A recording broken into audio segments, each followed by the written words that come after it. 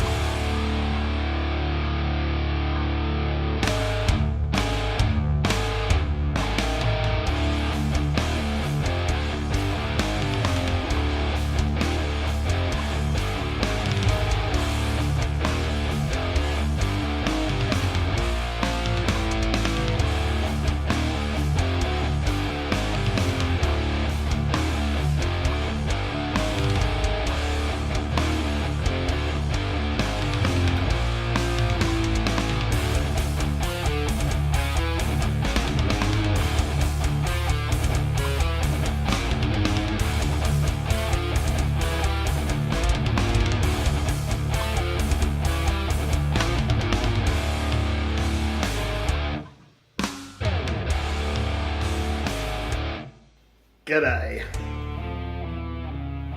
Quick review of these two beers. I should top their heads up. I've been mucking around changing the camera around again. And it's actually quite hot in here today, which is unusual for Victoria at this time of year. But we'll have a look at them both next to each other. This one here, besides the condensation, is crystal clear, and I mean you couldn't get any clearer than that. And I mean you could not get any clearer than that.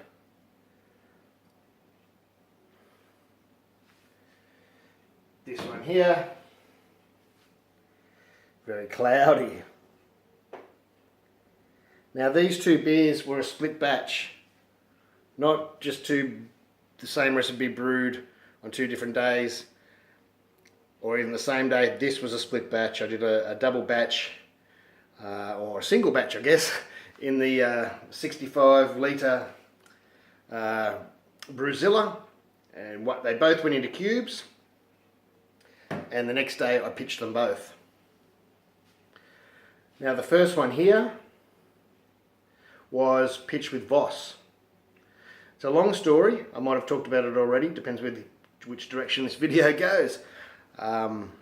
It was going to be an experiment. I didn't quite have the hops I needed to do them exactly the same, and it was too hot. I wanted to chill it and use like a USO5 and a Voss, and things like that didn't happen. So it became a double batch, no chill.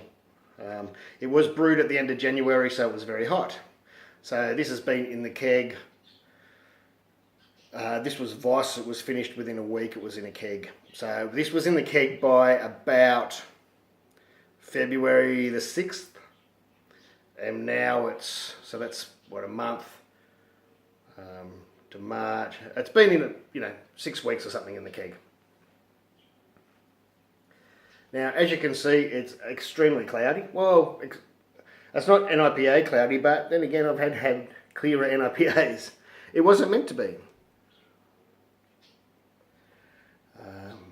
But the ferment was virtually done when I dry hopped.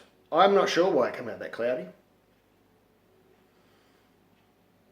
And it stayed that cloudy over 6 weeks in the keg.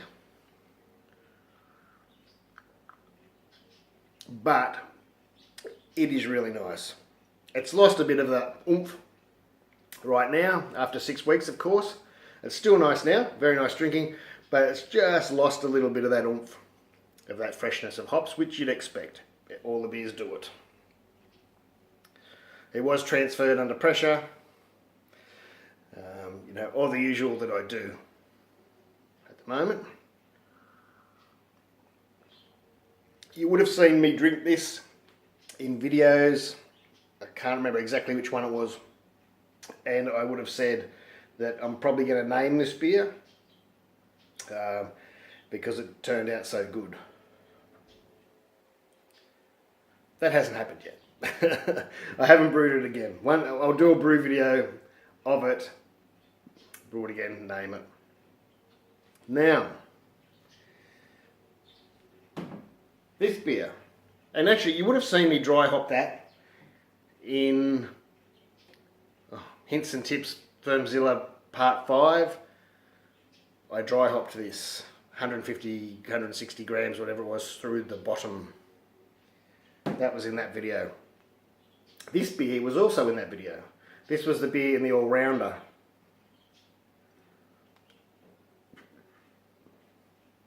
The only difference with this beer is I used Hornindal. Both quake yeasts, or Norwegian farmhouse. They are the isolates. They are the commercial versions. I think when you do experiments pitching against each other and that, if you're not using your isolates, you're adding a whole lot of another randomness to the experiment, you know what I mean? If you've got it from someone, Joe Blow up the road, that's dried it on his backyard porch or something. You know what I mean? Even though it's the same yeast, it's been fermented, dried, mutations happen. So I like to, if I do experiments between them, I like to use the isolates or the commercial versions. So if someone else wants to do them, they can use exactly the same thing. Anyway, this is crystal clear. Now there was differences in the hops. They were both originally brewed with Azaka and Dorado.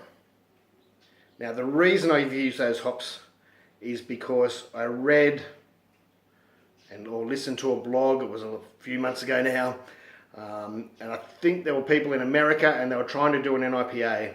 They wanted to use Galaxy and Citra and hops they couldn't get a hold of at the time.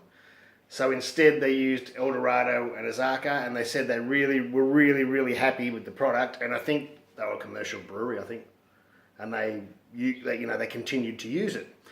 I'd been donated by a friend that had to move house and he just couldn't brew for a few months. Tim, thank you very much. The Huntsman Brewing. You've heard about me talk about him before. So I had a big batch of Dorado. So I bought some Azaka. I did a couple of batches. I did one small batch first, and then I thought, oh, that's really nice. I'll do a double batch and I'll do a few comparisons and things. I was going to filter one and not filter the other, and just do a few different things on them. Anyway, when I got to the dry hop, I'd had it I didn't quite have enough hops of Dorado and Azaka as I thought I had. So this got, from memory, Dorado, Azaka, and I'll tell you later in the video when I'm going through the recipe exactly what I used. I think it might have been Amarillo, because I had a big bag of Amarillo. I think that was from Tim too. This one got a little bit of each, but it got a bit of Nelson. No, hang on. This was the one.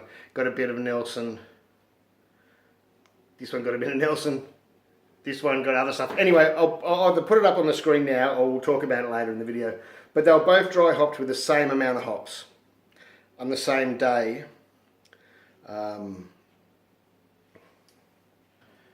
Actually, I lie. This was not dry hop through the bottom. I'm confusing people now. This was dry hop through the top on my video.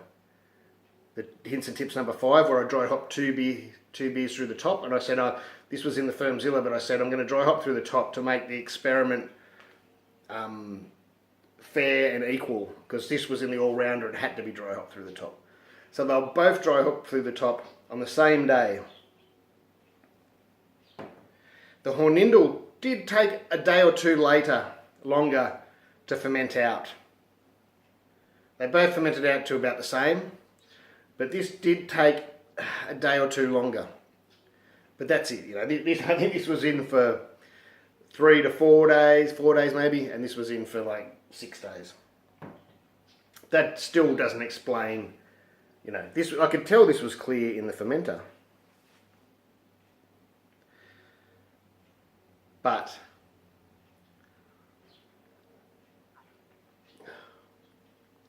the taste is just totally different. The aroma's totally different. They're not big beers, they're around 5%-ish. It's really hard to tell whether the aroma is, I think it's the yeast, but it kind of smells like, when you drink a really strong beer and it sort of tastes like it's got vodka in it, like you get the alcohol burn or the fusels from the alcohol, like it's been fermented too hot or whatever. They were both fermented at 35 degrees, by the way. It sort of smells like that. And a bit earlier on, there was this dead ant thing. And people in Victoria down here looked at me going, well, how do you know what dead ants smells like? Well, I don't know. In New South Wales, when I grew up as a kid, if you squashed an ant, there was a certain smell. I think it was the little black ants or the green ants. I can't remember. But anyway, there was this certain sort of dead insect smell. And that's sort of what this is. It's between alcohol and dead ant. Oh, like there's the tiniest bit of fruit there. And And I still don't know, they both had exactly the same amount of hops. This one is bursting with hop flavour. And looks like, you know, it might have had a bit of biotransformation. This is the exact opposite. It is not bursting with hop flavour at all, and is clear as a bell, like it hasn't got biotransformation. Now, I was speaking to a pro brewer, looking at you, Ryan, and he even suggested, he said, maybe this beer doesn't biotransform. Hey, look, we were both just, it was a late night conversation. We were just grasping at straws as to why. And he never got to taste it either. This was, you know, over the interwebs. But exact same batch, different dry hops. Some of the dry hops were similar, but very different beers. Very different beers.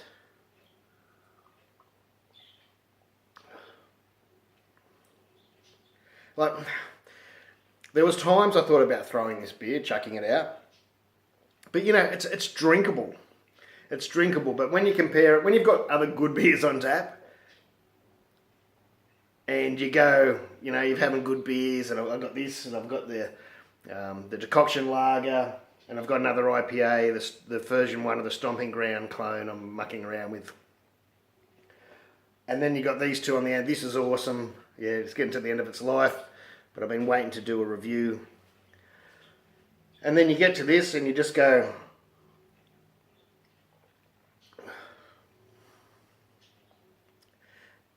now, I've used this more than once. Hornindal, I mean. I used it in one beer, and then I used it in another beer, and I did the yeast drying, the Quike yeast drying video I did was the Hornindal.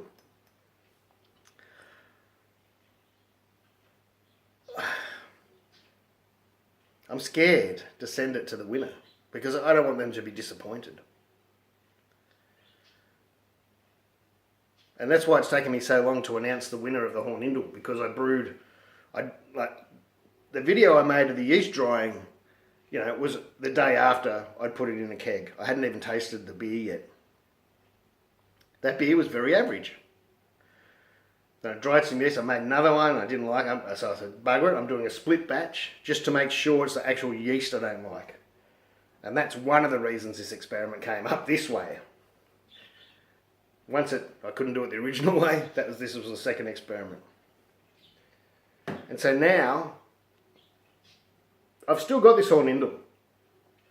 Like, I've still got some of the stuff frozen. And it's not that I froze it or the way I froze it, this is the way it tasted from the direct pitch of the fresh bought yeast.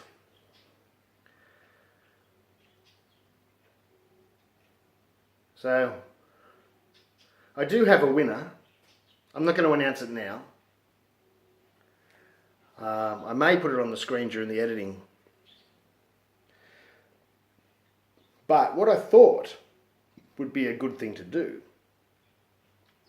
was, I could still send the Hornindal if you're interested. But because I got that delivery of yeast last week, I could also send you a Laleman Quike yeast and, you know, one of each of the yeasts I got. Well, maybe not one of each, because some of them I think I only got one or two. But the ones I got multiple packs, I think the Quike, the Kolsch,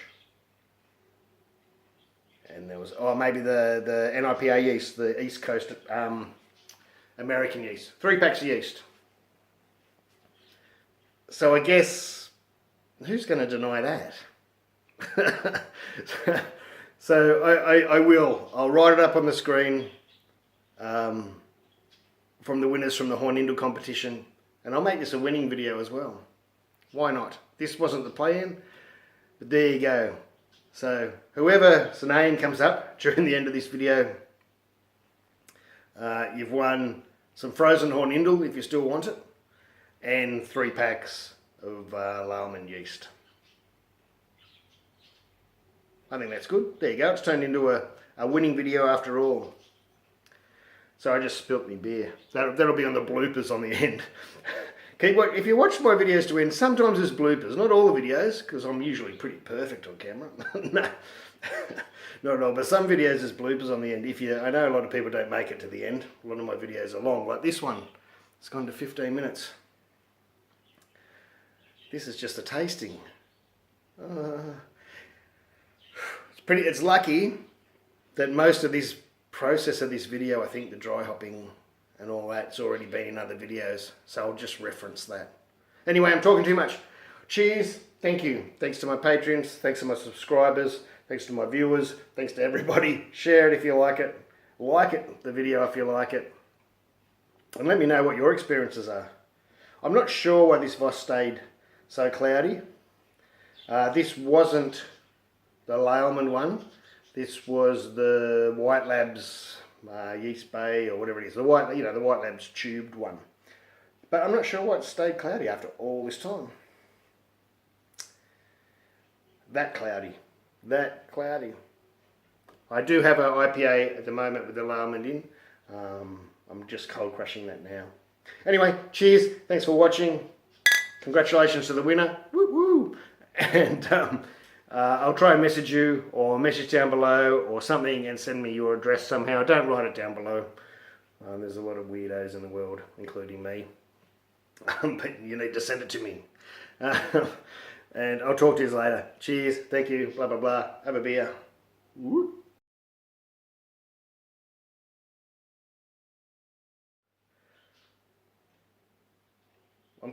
Oh shit.